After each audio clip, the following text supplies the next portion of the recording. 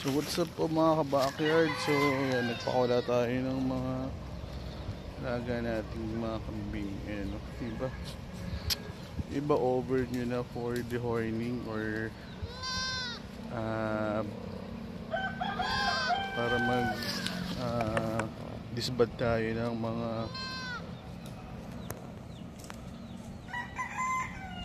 mga sungay ng kambing, pero pa pwede pa yan.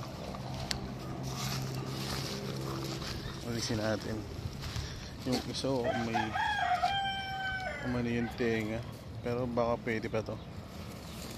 Papalagyan ko ng ipit. Ayun yung tenga ng isa, hindi pumantay. Lagyan mo kay ipit yung tenga nun.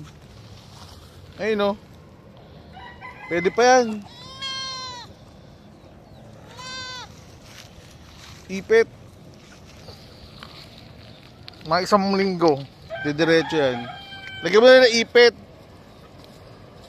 para pumantay yung tenga.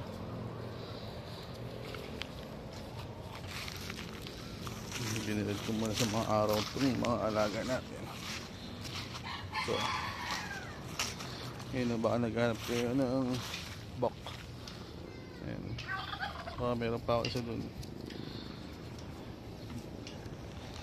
Dalawa akong barako dito, baka kailangan nyo. Tapos mga dumalaga. Ayun, dalawa rin yung dumalaga ko dito. Ito, isang bak dito. Itim. Mga anak ni Pogi yan. Yun na lang yung mga natirang anak ni Pogi sa akin. Ito, yung mga upgraded dyan, F1. Yung mga yan, anak na ni Baki. Ayan.